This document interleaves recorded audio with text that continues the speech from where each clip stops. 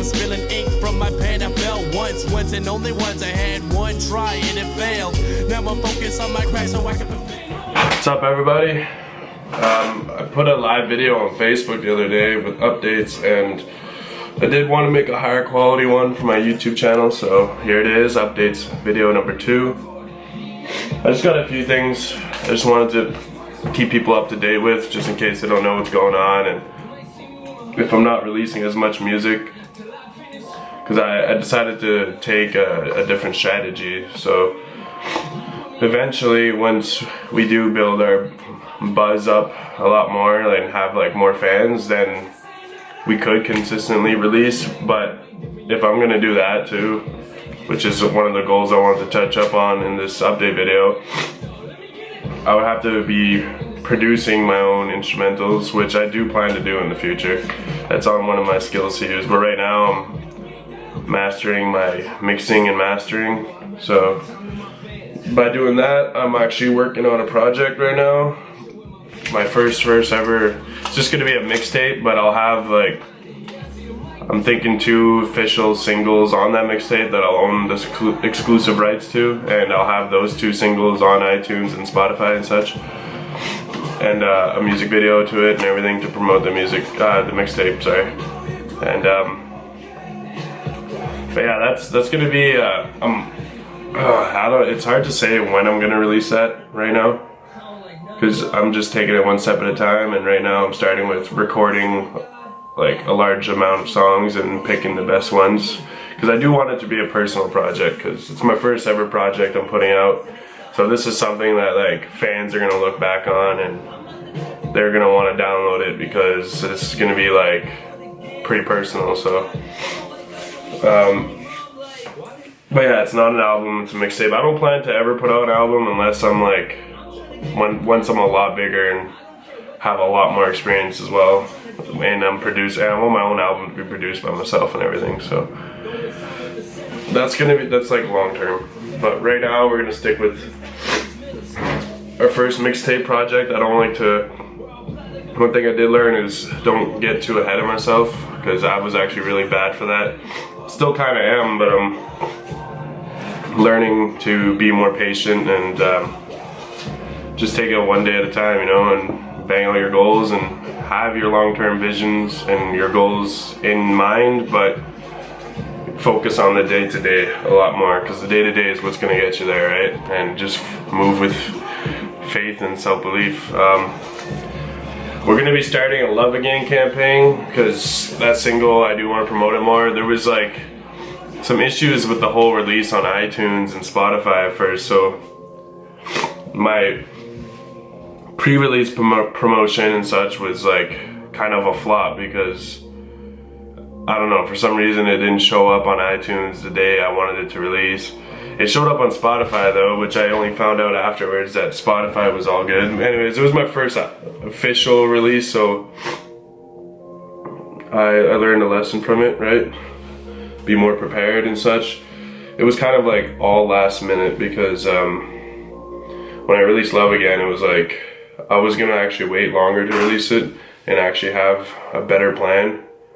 And then I was thinking to myself like, oh crap, like it's gonna be Valentine's Day. What better day it is to promote it than on fucking Valentine's Day, right? So that's why I did that. And we still got decent results for having like a YouTube channel with no subscribers and such. But my Facebook is my most excelling platform right now. So I want to take advantage of that and grow it on there as much as I can. So I'm going to be uploading the full music video with a little bit of touch-ups to it, just like kind of like subtitles, kind of, because that's usually how, like, it's usually a good way to market Facebook videos. Anyways, I plan to launch that campaign on Facebook, and my goal is 100,000 views on it. And if I don't, which I'm really confident, like 100% confident in myself that I will reach 100,000 views, but if to say I didn't, I'm gonna try again and we'll do it with another video, because this year my goal was to have a video, at least one video with 100,000 views, and I'm gonna do that, and we're gonna accomplish that. And I'd rather it be on original music, because I don't want to be another rapper that's just getting popping off remixes and such. Like I guess in the long run, it is a good strategy to do remixes. Gets you a lot more known, and it does help. Like I don't mind. Like I don't have anything against artists that do it a lot, and I used to do it a lot too. But I just don't want people to know me as an artist for remixing. You know, I want to get viral videos, but on my original work. So that's my vision. Because a lot of people are doing remixes now, right? And it's just so like common on Facebook, and I believe in standing out and being original. So I decided to like kind of step away from that approach. But that's the thing with my future plans for my strategy of producing my own music, like my own beats and stuff. That's when I'll actually be able to consistently release in between of releasing like a major project. So like for artists that don't make their own beats, remixes is a really good strategy because it keeps people entertained in between their project releases. So. And like right now, I'm trying to I just do these little videos and such to keep people entertained. And I do release a song here and there, but it's difficult to consistently release music when you don't make your own beats because it's very expensive and it adds up, right? So depending where you're buying your beats from, like prices vary. Like some places, it's just a one-time fee and then you get a lease and you can do whatever with that lease, but you do have your limits. But then there's some places that you need like to buy every single license separately. Like you need your synchronizing license, your not your mechanical, that's for covers I'm pretty sure, but you need your synchronizing license, you need your blanket license, lease or whatever. Anyways, you just need it adds up. Like it ends up being like $70 a song, and that's like a lease. That's you not fully owning the beat and still having limitations like selling 1,000 copies or whatever, which we're small enough anyways to not be selling 1,000 copies. But if you're gonna want to put a lot of money into promotion, like for example Love Again, when I'm gonna be launching this campaign,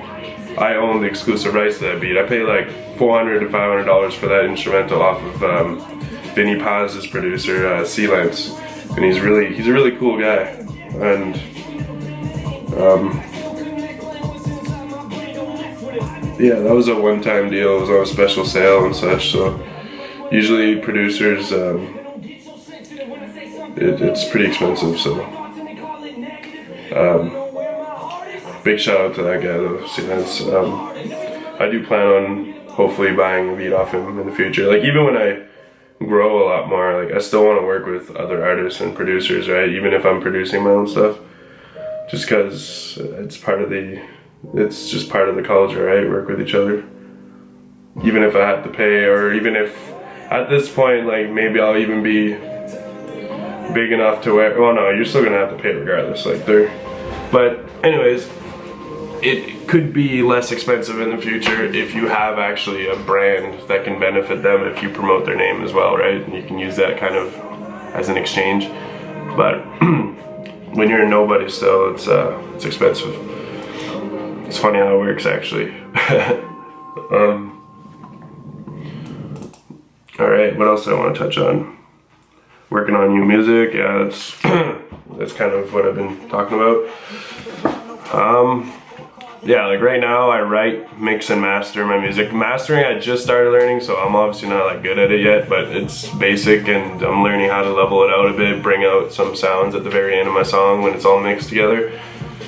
Bring out like the lower end or the high end, or bring it down or whatever. I'm still playing around with it and training my ears, so I think like I always used to think like I wish I started with producing first, because I feel like it would have benefited me more if I learned how to make beats before I started rapping, but it's actually not really the case, because in a sense it doesn't really matter, I don't think, because now that I know how to write, and I can write a lot better than if I started producing beats first, because I was never a natural at, like some people are just a natural, like look at Token for example, like he started very young and he's a fucking prodigy now, and there's always going to be someone that's better than you, but doesn't mean you can't be better at making a name for yourself and such. Anybody, there's people that can listen, like there's fans out there for everybody, right? So that's where I'm trying to get at. Anybody can make it, honestly, as long as you practice and you get good and you hustle and you do your research and do your homework, and yeah. And I truly believe that we're gonna make it. So,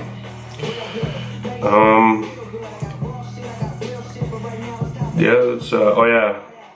For this mixtape, I plan to reach like I don't know, probably 25 songs, 30 songs recorded before I select the best like 12 to 14.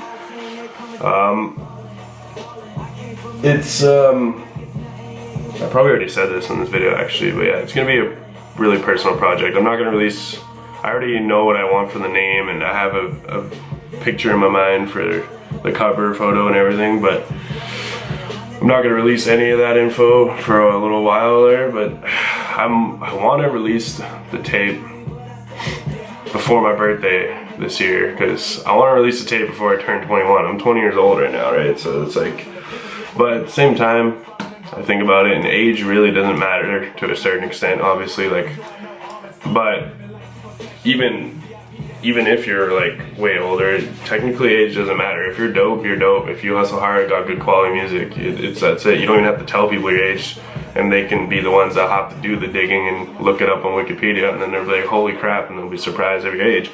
But a lot of people get that in their head, and I was actually one of those people that like, damn, I'm 20 now. Like, there's people that are already famous at like 17 or made a career, and maybe not famous, but are making a living off music and living their dreams at like 18. But if you let that get to you, then it's just gonna deter you, right? So, and we're all dealt with different hands in life, so some people were fortunate enough to have a good background so they can hustle early in life, or yeah, it all depends on the series of events you go through, right? So there's people that didn't make it for a long time until like late 20s and early 30s. There's people that made it. So I mean, I'm not worried.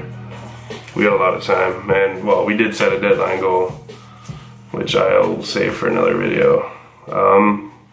That'll be it for now, because we're at 12 minutes, so we're actually over the limit. I don't even know if YouTube will let me post this. I'll see you guys later. Peace out. Yeah, I'm on the move to show you how I do. These rappers up beneath my feet like a horseshoe, a one-man stampede.